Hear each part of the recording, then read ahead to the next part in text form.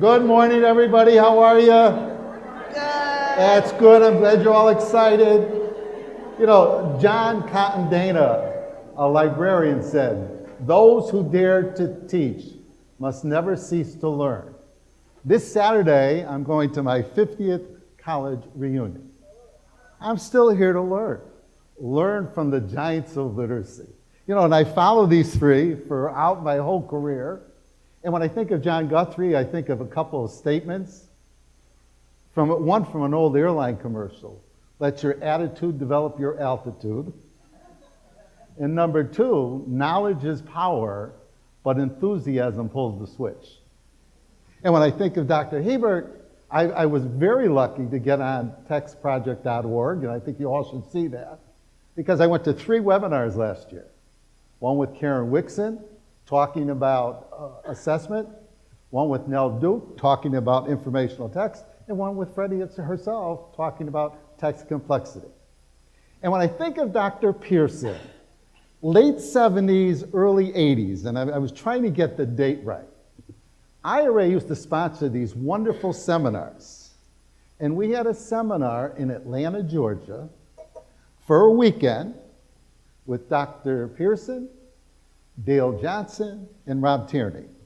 And it probably impacted me more than anything else that I've learned. So I'm really pleased to be part of this. I'm humbled to be a facilitator for this. And when I think of the Common Core standards, you know, we're always looking for evidence, you know, from our kids. This is evidence for policymakers, for curriculum matters. These are the things that we should be looking at. So what I'm going to do is, you ask me all kinds of questions here that I will pose to these 3 wonderful people. And then if you want to elaborate on any of the question, there are some mics running around that we will be able to elaborate on those. We will not get to all of these questions, I will guarantee you that, unless we wanted to write a book. So the first question is for Dr. Pearson. In grade level, the difference between grade level reading versus instructional level reading, can you elaborate? Sure. Not that I talked about it, but it's a great question, and I would certainly invite Freddie Hiebert to talk about the issue too. You know, it's a tough issue, and then particularly in this era of the Common Core, where we seem to have taken on the challenge of not only helping all kids learn to read, quote, at grade level, but having all kids learn to read above grade level, right? That seems to be the challenge. And of course, the first question that one has to ask is, what makes us think that because we couldn't meet the challenge of having everyone meet at grade level, that we're going to be able to meet the challenge of having everyone read above grade level? And that's a real serious one. But when it comes to the issue of the complexity of text, my whole goal is, you know, there's issues of text complexity, and that's a characteristic of the text. There's an issue of text difficulty, and that is how hard is it to understand, and difficulty, I think, is evidenced by how well kids perform on comprehension tasks. But for me, the real issue is text access. And for me, text access is, what is it that we do in our classrooms to help kids cope with the complexity of both grade level and above grade level texts? And I want everyone to read texts that stretch their knowledge and stretch their imagination and stretch their linguistic capacity some. But you know, I also want people to read stuff that's really easy to read, because that stretches, that helps them build confidence and competence in their capacity to read. My favorite quote about text issues of what kinds of texts kids should read actually came from a book that Freddie was a co-author on, Becoming a Nation of Readers, in 1984. Mm-hmm. And what Freddie and her colleagues said in that book was that every day kids should read some text that's very easy for them to read, because that helps build their confidence and competence. And every day kids should read with support, and that means teachers and peers supporting them, texts that are just out of their reach. And why that kind of text? Because it helps them learn that they're acquiring strategies that if they apply judiciously, they can figure out what those texts mean. And the other reason you read those texts that are stretch texts is that they probably, because they stretch you, they probably have information in them that you don't already possess and are therefore going to help you with your knowledge growth. So to me, the challenge of text complexity is a challenge of our instructional capacity and the kinds of scaffolding that we're going to offer to help kids cope with complexity. And by the way, I don't expect any new miracles to come on board in the next year or two for how to cope with that complexity. I suspect it'll come out of the same set of instructional strategies that we've been trying to use for the last 20 or 30 years to help kids cope with texts that are just beyond their reach. But I would invite Freddie to talk about this too, because she knows a whole lot more about complexity than I. So can you time me, actually? I'm being serious this time. Okay. So there's a lot going on right now on the internet about this issue of complex text, and one of our colleagues has had a lot of airtime in IRA publications about challenging text. And I would like to suggest that our colleague is making the issue, and this would be Tim Shanahan, he's making it a little bit simplistic. Okay? So to understand text and what makes text complex, I'm suggesting we have to have a sense of what it is that students can do. And right now our measurement of what students can do, Lexiles aren't giving us that.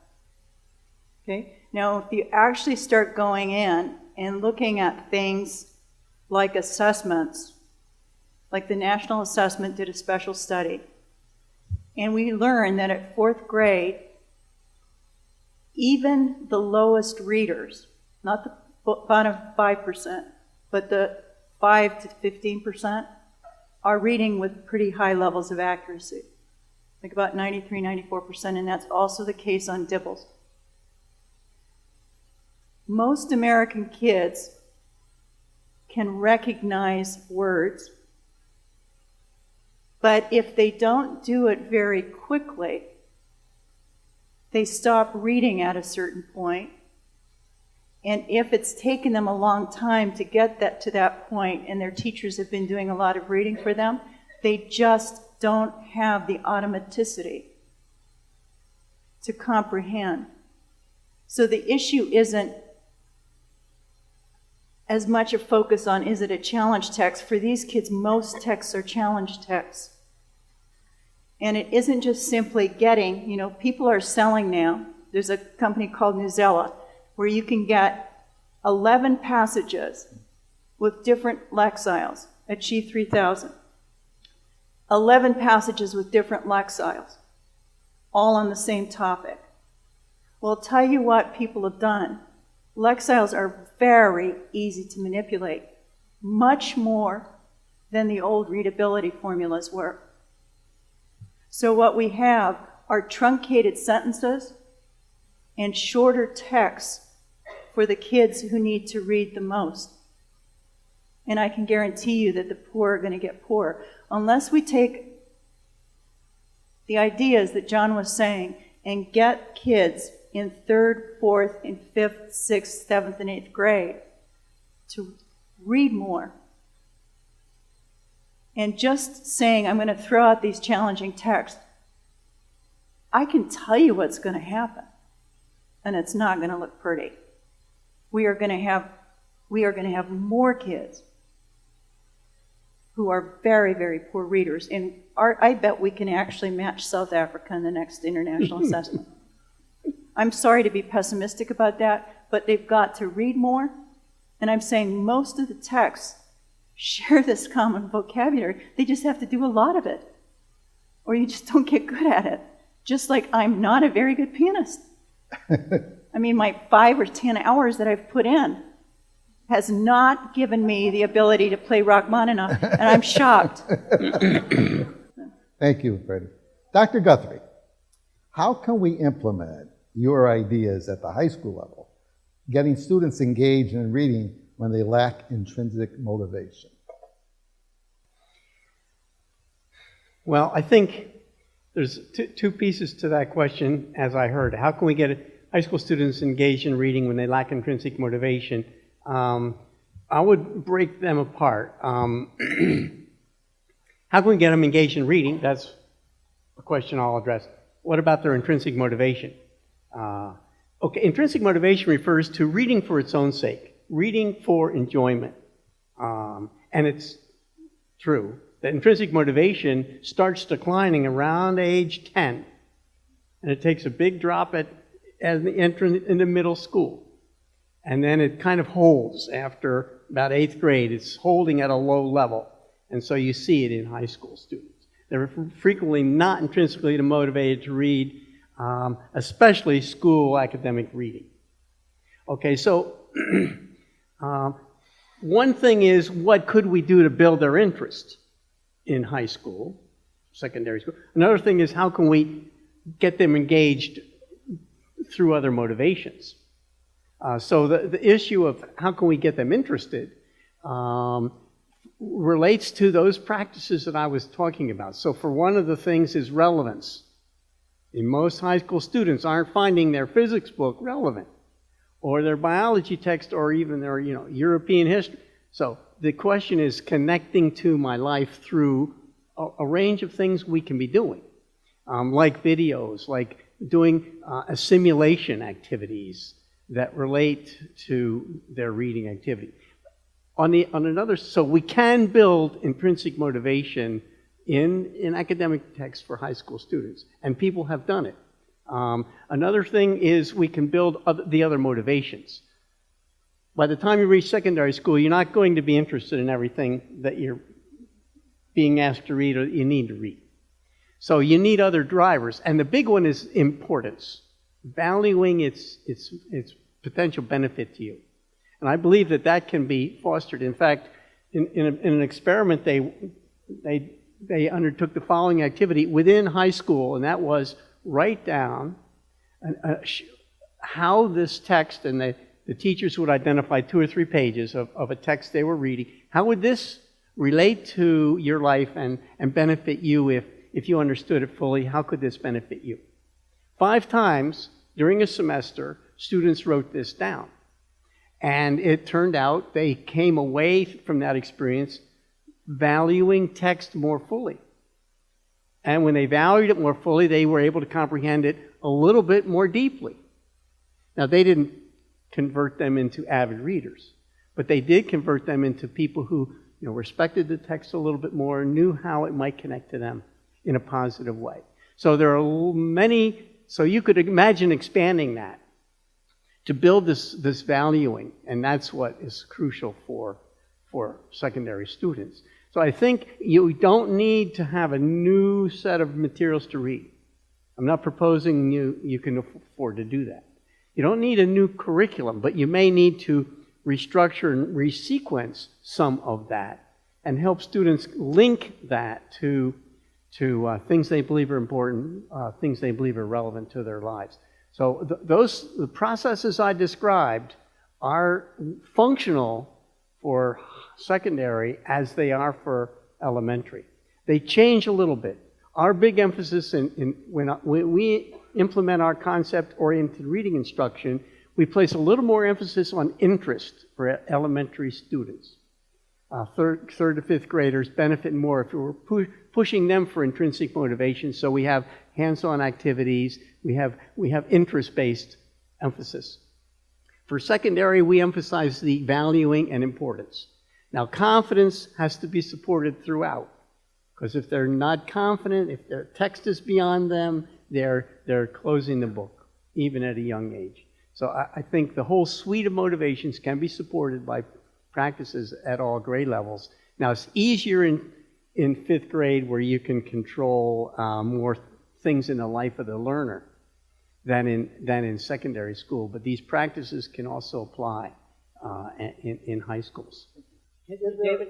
I'm sorry, Dave. Go ahead. I just wanted to pick up very briefly on John's motivational stuff in the high school level. I had the privilege of working with a 10th grade history teacher in New York City, building integrated units around Common Core competencies and the like. And one of the things I learned from her and her colleagues was this really important principle about self-efficacy, and that is they have this principle they use in this particular high school where every time they introduced a new routine or a new process, they always did it through familiar content so that the kids didn't have two new things to learn. And conversely, if they introduced new content, they always did it through a familiar process. So there was always only one new thing to learn. And that always meant that the kid had something to build on to promote self-efficacy and confidence. I just want to pose, if anyone has any questions to elaborate on the three answers that we heard up here, feel free to, or we'll go on. I'll go on. Dr. Pearson, do you think that the concern is that people think that there is only one routine or way to do close reading? Instead, should we approach each book we work with a different approach based on the takeaway we are looking for of our students? Well, I think the answer is as you move from text to text, it's a good idea to start with some assessment of what's important on that text and what makes it worth reading. And whatever routines for close reading you use should unearth what's important, significant, worth taking away from that text. Now, will it be a unique approach for every book? Well, it'll be a unique package of things that travel across books. But I think it could be, a unique combination. And, I can get to close reading through a lot of things. I could get to close reading through Taffy Raphael's QAR stuff. I think those three question types will get you to close reading. My favorite conceptualization is the NAEP conceptualization. I think those three categories, locate and recall, interpret and integrate, and critique and evaluate, are very powerful. And I'd be a happy camper if that's how we conceptualize comprehension instruction and how we facilitate discussions in our classrooms. I can get to most things that matter about most texts, literary or informational, through those categories.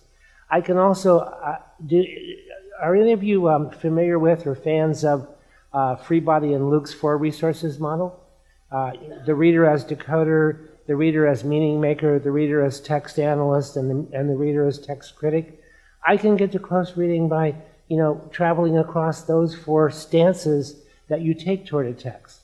The point is to make sure that you navigate all the different ways that you can read a text and that you read it with thoughtfulness to the text, with thoughtfulness to the author, and with thoughtfulness to yourself as a reader. I was really taken by John's his inference strategy that he showed us very briefly, and I thought that's a great model of close reading because you read beyond the text, but you have to read almost like Judy Langer said, into, through, and beyond the text to get to where you need to be. And I thought, it also is another good example of the text being both important and insufficient for comprehension. So the answer to the question is sure. There's a lot of different ways to get at this thing called close reading, and I want you to be clear about your purposes, and having selected a purpose for reading, then I want you to pick a family of strategies or routines that gets at what's important for you. Okay. So I'm kind of feeling like I'm doing the backup today. Doo-wah, kind of, Oh, you're a rose between two thorns, Freddie. We know that. So one of the things that David said, and I think John exemplified this, but from my perspective, everything doesn't merit, especially when you're doing a fairly extended text, the same level of close reading. Okay, so especially when you do literary text, or even when you sit up the top of the pyramid in informational text, typically the beginning of the text, if I think of like To Kill a Mockingbird, or The Birch Bark House, or what's that wonderful book about the Holocaust is horrible, but the book, Book Thief. Okay? If you think about the way the author moves back and forth, so maybe close reading happens for particular parts of books or particular parts of articles. So you're not like beating the animal to death everything.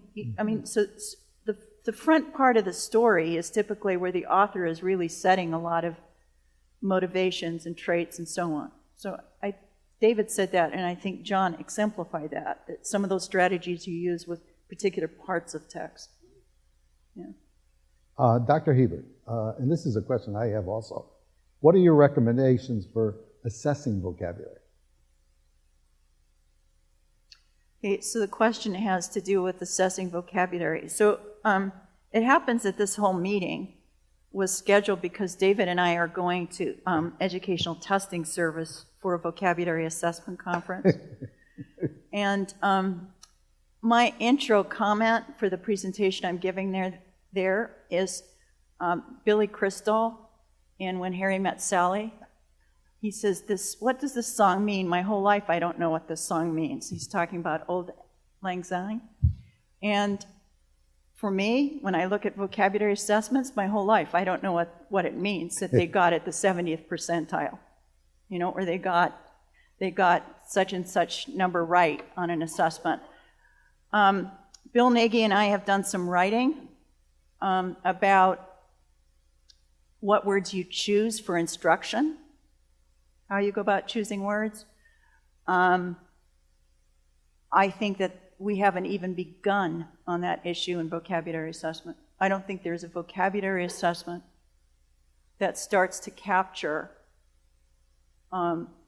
what kids know about the system. I'm actually arguing in the long term for instruction on vocabulary that looks a lot like mathematics instruction, so that we teach particular layers or elements of linguistics to kids. I don't mean to take that like just as linguistics, but I mean categories of words, groups of words together, where we're teaching kids about certain, not endings of words, but certain morphological families, developing that knowledge, or certain kinds of semantic maps.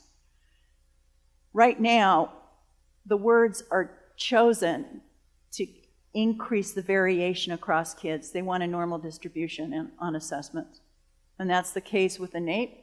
That's the case with the new vocabulary on the NAEP. I mean, you have no idea what it means.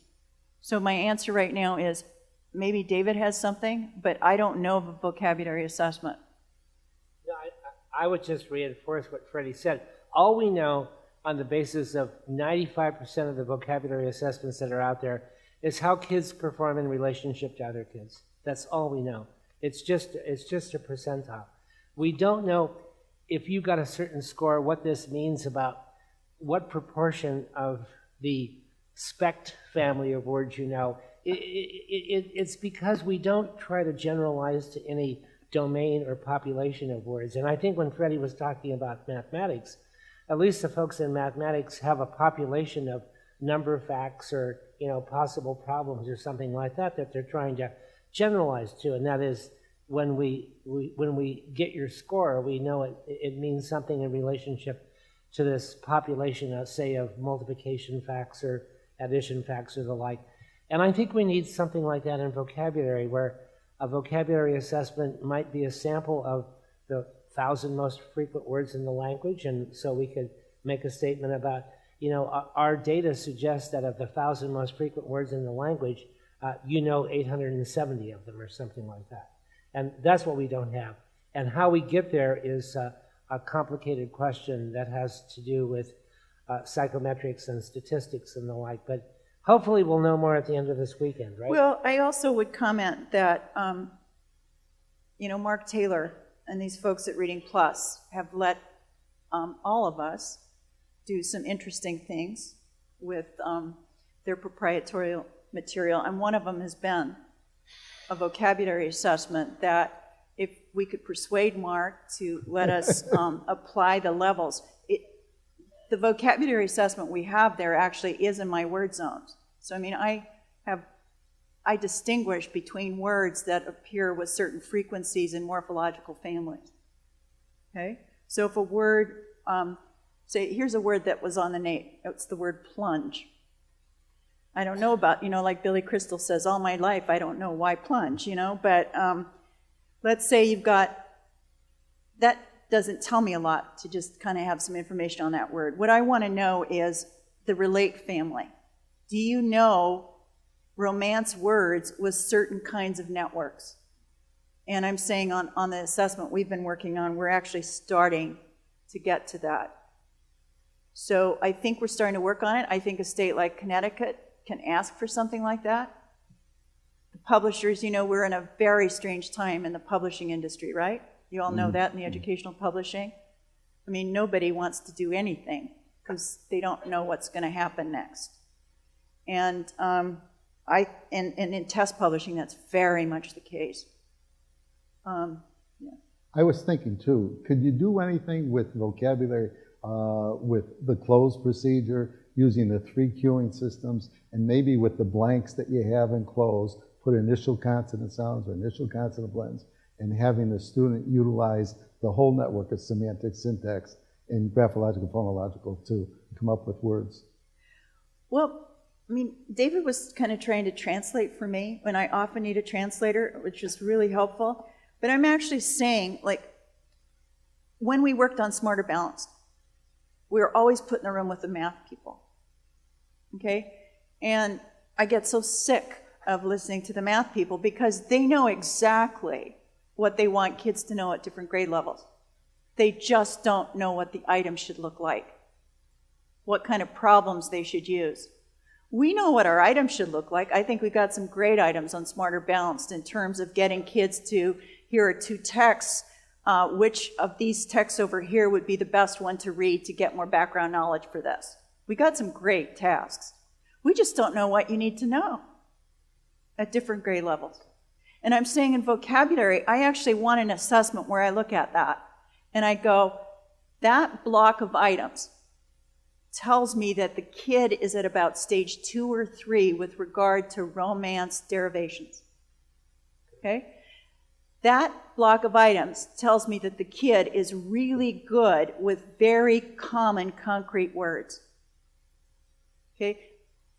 And we could use different items like you're saying, but I actually want to be able to look at it and to be able to say to y'all, those kids need more instruction with this part of the vocabulary triangle. Okay? I think we can do it. You know, I work with some people in Silicon Valley, and when I talked about computational linguistics, this stuff is going by leaps and bounds, the databases that are available and so on. So I think somebody's going to figure it out. I don't know if it's going to be in educational publishing. Dr. Guthrie, going along with assessment, question, what are examples of tools for assessing motivation and where can we get them? Very nice question. There is a Institute of Education Sciences, IES, Yep. has a review of measures of engagement. So if you go to IES and dig a little, they use the word engagement. So measures of engagement, they have about 50 in there, and they look at them thoroughly in terms of the quality of the measures. One of ours is in there, and it got reasonable treatment, I will say, by the writers and evaluators. So that's a source. Now that is really amount of reading and breadth of reading. That's what they mean. And I recommend that as a really good starting point. And motivation is typically measured by self-report. And so you see a student, how do you know whether a student feels confident in themselves as a reader? You kind of have to ask a student. And if they say, I feel confident. Now, how do you know the student isn't lying to you or misrepresenting themselves for their own need to feel confident when they really aren't confident? Okay, you could ask a lot of questions. But they're typically self-report. There are ways to make this self-report reasonably honest. And I think you could Google in the literature if you want to go to ERIC or if you want to go to PsycInfo and say measures of motivation. You'll find a lot. My website is called CoriLearning.com. Sorry I didn't mention this earlier. www.cori, C-O-R-I, learning.com. And in the home page, there's a tab called Measures. And so we have our measures in there, and that's maybe half a dozen or more. And each one is described with the items, the rationale for it, and the psychometrics for it. And you could also get, you can go from there, launch into others. So measurements of self-efficacy, measurements of intrinsic motivation, measurements of value, pro-social goals, we call for the collaborative side. They're in there. And you'd need to go to the professional literature. I don't think there's a book on measuring motivation, although we should have it. In addition to self-report, there are some observational studies. In other words, teachers observing students and being asked to rate, do you think this student is a confident reader? Does the student have interests or not? And so teacher ratings are good, and they are typically valid, and they correlate highly. Both of these measures correlate with achievement. There's another measurement system that you may have heard of, and it's called author recognition or title recognition. So they will present people with like 10 authors, but half of them are not real.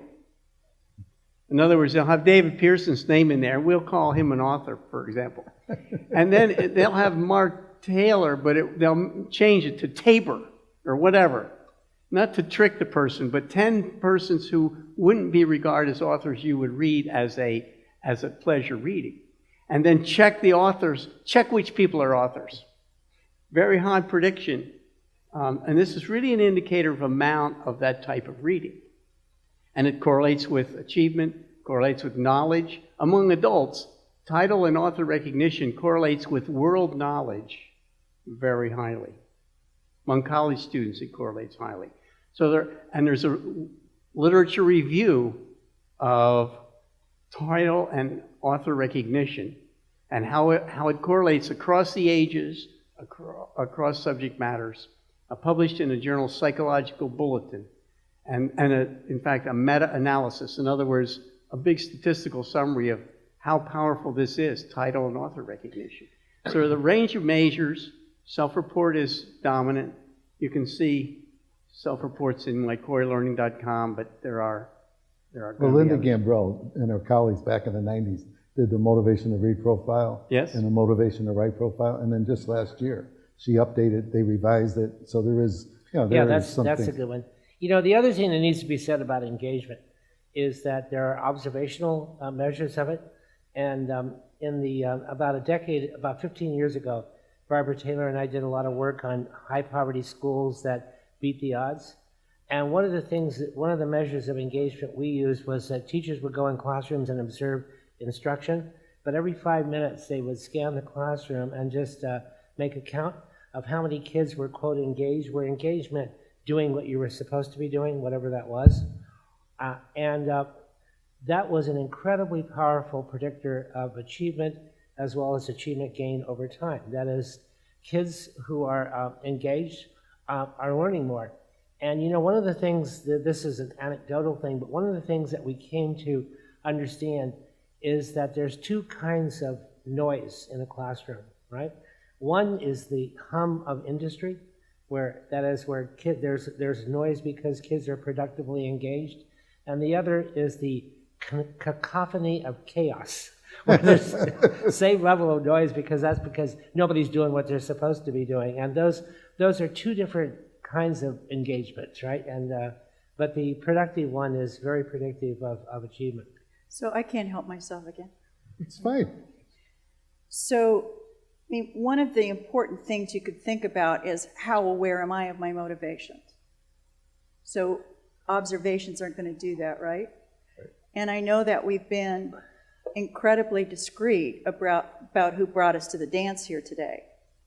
But the guys that we've been working with here actually are the only ones I know who use John's measure to say, how engaged are you? What topics are you interested in? And we're actually going to give you a choice of some of those topics. Or sometimes we're actually, what John said about scaffolding is really important. We don't just let you work on only the thing you're interested in. One of our jobs as curators or teachers is to make sure we show the waterfront to the kids. I mean, I think John Hattie's work of making visible what's important is what we do. So, you might, in all the time you've been working in this program, we notice you've never ever done anything on ecology. We want you to sample that. So, I mean, that's an example of where some of the research is actually providing a basis for making selections in a program. And I think that can be, it's about research. I mean, we're doing research on that. And you think about research in terms of how it impacts on policy and how it impacts on curriculum. And do we use it enough? We're talking about evidence all the time. Do we use the evidence that's there? And I question some of our political interventions. Any other questions to elaborate on those? I will continue if there aren't any. Sina? Next question. Dr. Pearson. Will the DRA retail section change to match the Common Core standards? I think you should ask, who is it, Joetta? I can't remember who wrote that. Well, sure, all the assessments are going to be influenced by the Common Core. They already are being influenced by the Common Core. So, I don't know. I would expect some sort of, adaptation or recognition of it, but I really have no idea what they have in mind. I think the issue of those three big clusters, main idea and details, what's integration and knowledge and ideas and craft and structure. Right. Yeah, I think that I already see people starting to use that framework for framing tasks for comprehension. And by the way, while we're talking about tasks, let me suggest that the whole business of the level of text that you have, the complexity and the challenge of text, is mediated by what I ask you to do with it. Right. And we haven't talked about that. So I can have a really hard task, right? And I mean a really hard text, and I can give you a simple-minded task to demonstrate your understanding of it. My favorite example comes from a speed reading story that Woody Allen used to tell. Yeah. I took a speed reading course, and it really works. Last night, I sat down, I read War and Peace in an hour. It's about Russia. But then I can give you a very simple text, like taking a picture book into an 8th grade classroom and having the 8th graders develop a really complex interpretation of the intended and the hidden messages in that picture book and the like, where it's a very sophisticated intellectual enterprise. So our assessment of your understanding of a text depends upon the task or the activity that I ask you to do in the name of understanding. And we forget that, and it also interacts with motivation.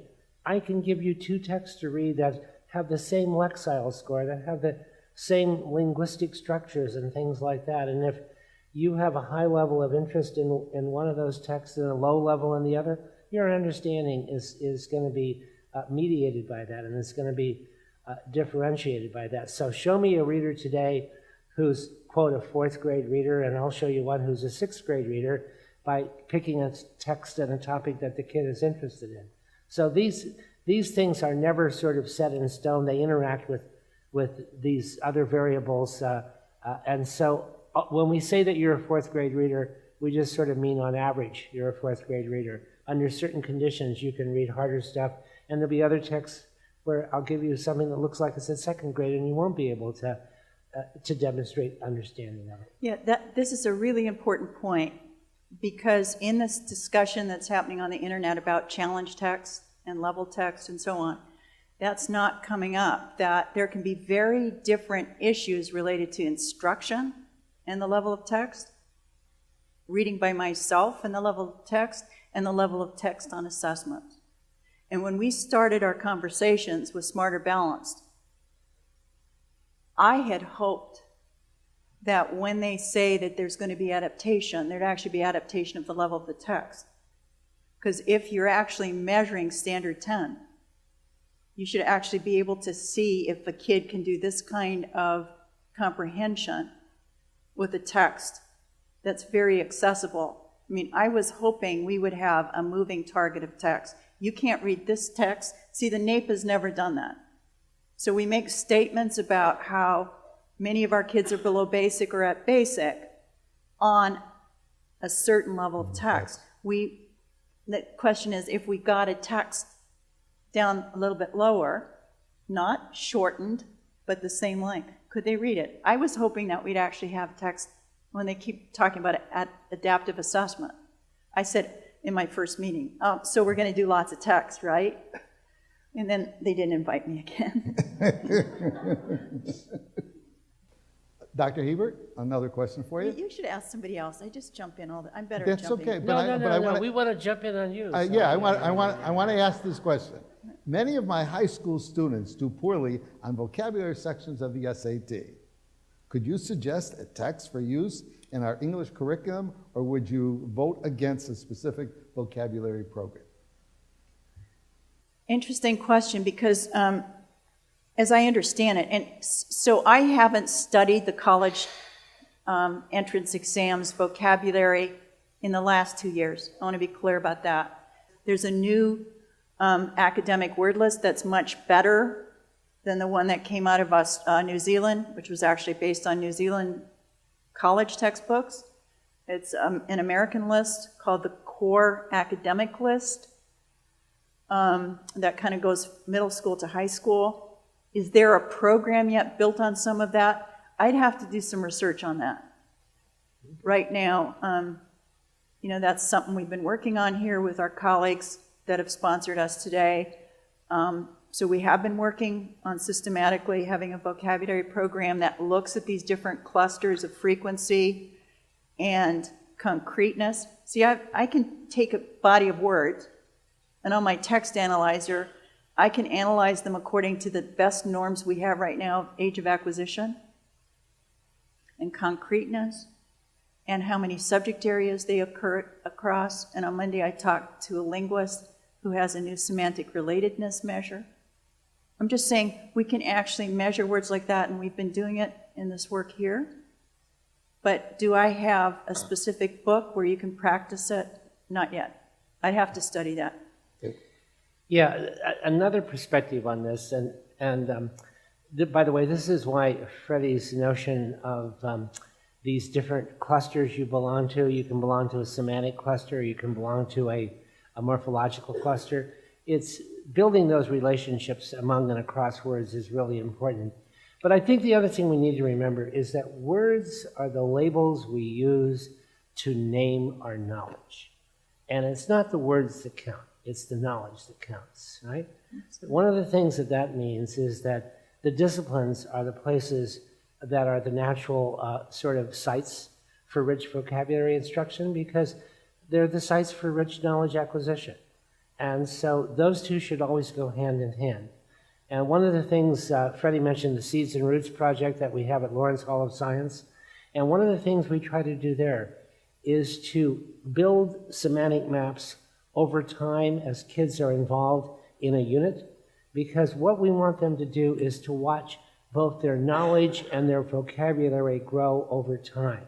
So linking those two, and then building as many possible interrelations amongst those words as you can, both semantic as well as morphological, is, I think, the way to go. So to the degree that our disciplinary-based instruction, including literature, and by the way, I think of literature as a kind of a discipline, like science or social studies, because it does have its own subject matter.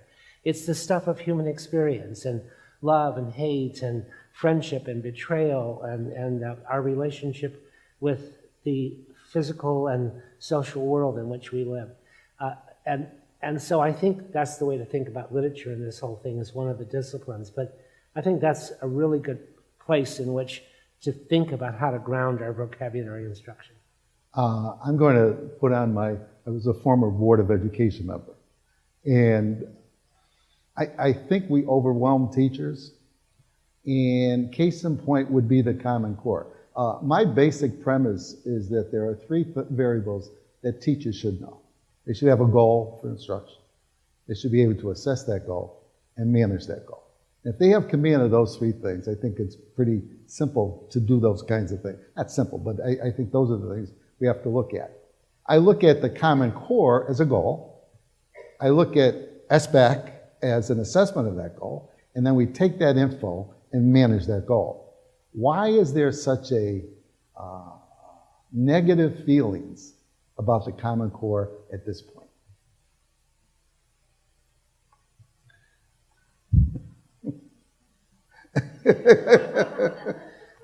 Well, I'll defer to my colleagues, but I will chime in later on. I just don't want to, Okay.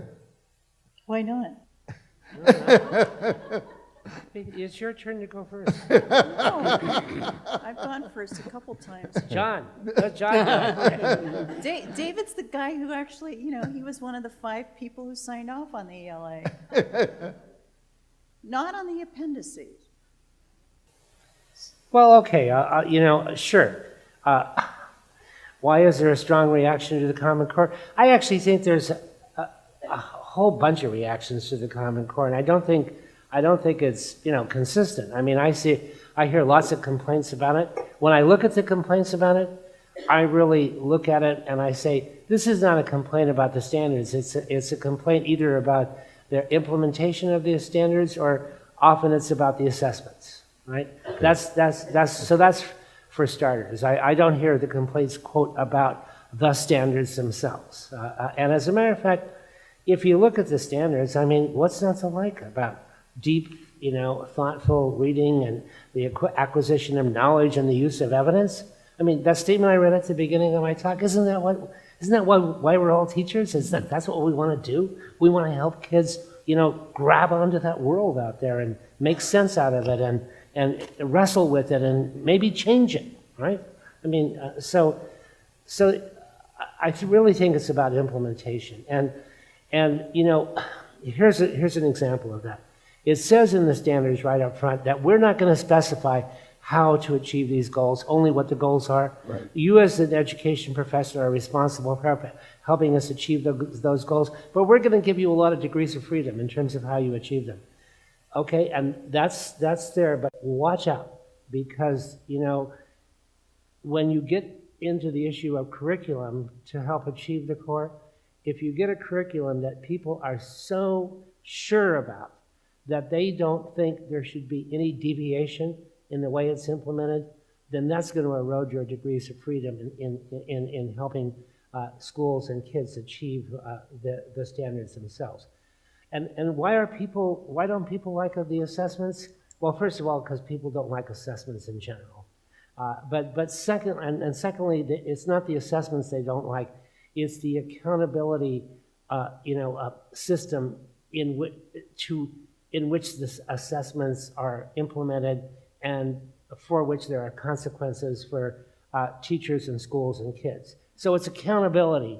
When people say they don't like assessments, I think what they mean is that we don't like these harsh systems of accountability that we put out there. And why do we have accountability? I think because someone says, well, how else are we going to make sure that schools and teachers are doing their job? We could have a different ethic in this country. We could have an ethic of responsibility. And an ethic of responsibility would be one in which we all step up to the plate and say, we're doing this because it's the right thing to do and because our kids and their families and parents in our communities deserve it. But I think that someone feels like, you have to hold the accountability, stick over people's heads in order to get them to do the right thing.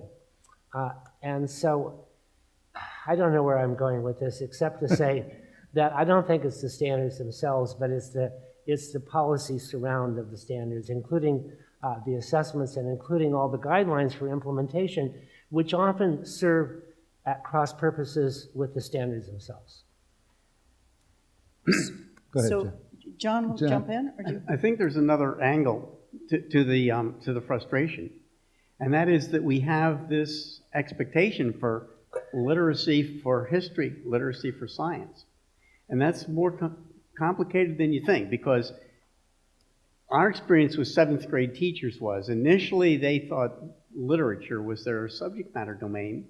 They had taught it, they learned to read through it, and they were comfortable with pedagogies for it, and they aren't comfortable with the pedagogies for teaching science, teaching about photosynthesis and volcanoes, because that's not home base. The content is not home base. And they can learn it, and they can gain confidence in their way of teaching science text comprehension, but it takes support, and they've never, so it's anxiety provoking. Now, if you speak to history teachers and science teachers about teaching reading in their subject matter and trying to make the content goals attainable through reading and learning in science and history, they're at a loss. They never were oriented to what it means to apply background knowledge to comprehending text or how to manage vocabulary. This is not where they want to be, and so it's an expectation that's very new. So these are actually kind of new expectations. It looks like reading goals and writing goals, but then teachers are aware that it's requiring them to step out of their element, and that's very anxiety provoking. Now, we have found that if we give professional development training to history teachers for the kind of strategies we were talking about for comprehending and the kind of motivation support we were talking about, the history teachers halfway through the first workshop will say, well, that's just good history. Thank you. That's right, yeah. When the kids are learning deep reading, they're learning deep history. And it becomes evident. And so they see then, now they have a toolkit for helping the kids with these texts that they've never had before. But they're in a new element. And so everyone is sort of cast into a role they hadn't seen themselves in before. This idea of disciplinary literacy and teaching for this expertise is new, and it kind of an uncertain form. It's a big uncertainty. Freddie, I'll give you the last word before we conclude. Okay, and I don't want to stand between all these folks and lunch, but so I'm going to suggest that there are four. This would be like the Monty Pythons. There are four issues. So one of the criticisms we're hearing is in the political arena of people taking this up as a political stance, and also, I think, groups of people who are frightened by and don't understand what the digital global age is. So that's a voice that you're maybe not hearing in Connecticut, but you hear in certain states. I'm going to talk about my issues as an educator and as a researcher. So one of the things is that a lot of machinery has been put around what I think are some pretty decent standards. So those appendices were really some people doing some freelancing. And that actually it turns out the states didn't adopt them. Okay? Then we've got the publisher's criteria, then we've got Achieve the Core, then we've got all of a sudden the same people who were the developers starting to take every single core reading program and writing text-based questions on that. That to me is an overextension. I have a real problem with that. The second problem that I have within the document is that it isn't a growing document. So when some evidence comes by, and let me give you an example. We were told emphatically that, because we went, David and I don't do everything together, but we were part of a text complexity summit long before the standards came out. So we knew what some of the stuff is that could potentially come down, although I had no clue that there would be this canon in Appendix B. I didn't have a clue that they were going to use metametrics data, Lexile data, to actually calibrate that staircase of complexity. You all know that text analyzing right now is for profit. Jean Chall didn't make a penny out of Dale Chall, ever. In the year of my birth, 1948, she published the whole thing. Her and Edgar Dale did. This is for profit, and the guys who made the profit calibrated that staircase of text complexity. The guys who are analyzing the text. Now, we were told at this text complexity summit, we will attend first with monies we get to qualitative assessment. Because we were saying that's where the hole is. We've had quantitative measures coming out the kazoo forever. We talked about that in the beginning, becoming initiative readers, where we said, don't use them like that. Okay? That didn't happen. When the other for-profit guy stood up and said, hey, this isn't fair, Lexil's gotten the appendix and we didn't. The people who developed the Common Core did a study on other quantitative systems and published that as the only supplement to the Common Core. 2012, there's a supplement on new research on text complexity. Let me be clear, that is old, old, old. That's where I think the problem lies. I don't think it's with the standards, I think it's the machinery around it. And I think it's great you guys are in Smarter, because I think Smarter Balanced, unlike Park, has been much less affected by some of the goings-on. And I personally think it's one great test. I mean, I think it's hard, but I think it's interesting. I mean, I have some attention issues. I'm the first to admit that. I really got motivated, analyzing items. And there's a lot of reading like a writer. I think it's a great assessment. I think people don't understand it and they're afraid of something new. But from my perspective, what's going to bring it down is this machinery around it. And I think the text complexity issue, I think, is just huge. And folks have been told, there have been communications consistently from the get-go. And there's been an unwillingness. Gamson and colleagues published in Educational Researcher saying this simply isn't the case. Heidi Mesmer and I, Educational Researcher, it isn't the case that texts have been dumbed down, especially not in K1, 2. Give those little guys a break. We just beat the teachers up with NCLB. So I'm saying that's where I see if there's a flaw, and I think there is a fatal flaw, it's with that. And it's not within the standards. It's the machinery around it. Thank you very much. I want to thank the three panelists.